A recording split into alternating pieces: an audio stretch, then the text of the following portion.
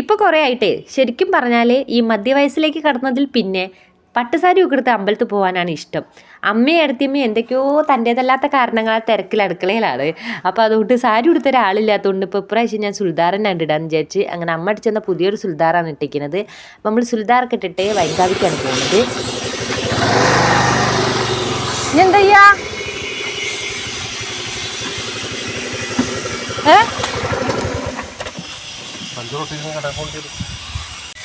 പഞ്ചറാണ് autorickshaw വിളിച്ചാലോ? ഒരു autorickshaw വിളിച്ചാലോ? നമ്മളെ വണ്ടി പഞ്ചറായിക്കാണ് ഗേസ്. അപ്പോൾ പിന്നെ ഇനി വണ്ടി ഇപ്പോൾ പോകാൻ പറ്റില്ല, അതുകൊണ്ട് തന്നെ നടന്നു പോകാമെന്ന് വിചാരിച്ച്. നടക്കാവുന്ന ദൂരേ ഉള്ളൂ. പണ്ടൊക്കെ അമ്പലത്തേക്ക് നടന്നാണ് പോയിരുന്നത്, അമ്പലത്തേക്ക് സ്കൂളിലേക്കൊക്കെ. ഇപ്പോൾ ഈ മധ്യവയസ്സ് ഞാൻ നേരത്തെ പറഞ്ഞ സാധനം ഉണ്ടല്ലോ, അതുകൊണ്ടായിരിക്കണം നടക്കാനൊക്കെ നല്ല മടിയാണ്. പിന്നെ ഏട്ടനാണെന്നുണ്ടെന്നുണ്ടെങ്കിൽ ഇങ്ങനെ വൈബടിച്ച് നടക്കാമെന്നും പറഞ്ഞ് ഏട്ടൻ നടത്തത്തോട് നടത്താം. ഞാൻ ലാസ്റ്റ് കുറച്ചാണ്ട് എത്തിയപ്പോൾ പറഞ്ഞ് ഒരടി മുന്നോട്ട് നീങ്ങൂലെന്ന് പറഞ്ഞപ്പോൾ ഒരു ഓട്ടോറിക്ഷക്കാരൻ വന്നപ്പോൾ അതിൽ ചാടി പിടിച്ച് കയറിയിട്ടുണ്ട് കേട്ടോ.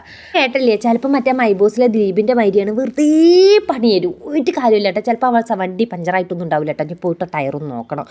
അപ്പോൾ ഇതവിടെ വന്നിട്ട് നമ്മൾ ചീട്ടൊക്കെ എടുക്കാൻ വേണ്ടിയിട്ട് ക്യൂ നിൽക്കണം. അപ്പോൾ ഏട്ടനല്ല ഞാൻ പെണ്ണുങ്ങളുടെ ഇടയ്ക്ക് തള്ളിയിട്ടിരിക്കണോ, ഇടയിൽ കൂടെ കയറിയിട്ട് എടുക്കാൻ വേണ്ടിയിട്ട്.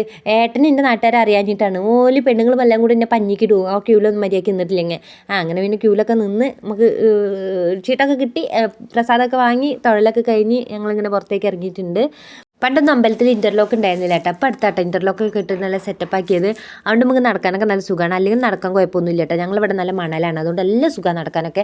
അപ്പോൾ ഇവിടെ വന്നിട്ടുണ്ടെങ്കിൽ ഈ മരുവച്ചക്കനുണ്ടല്ലോ ഈ പൈപ്പും കിടന്ന് തൂങ്ങണം, അവിടെ തണുത്തള്ളം കിട്ടും, അതിന് വേണ്ടിയിട്ടാണ്. ഇതാണ് ഞാൻ പണ്ട് നിങ്ങളോട് പറഞ്ഞ കുളം.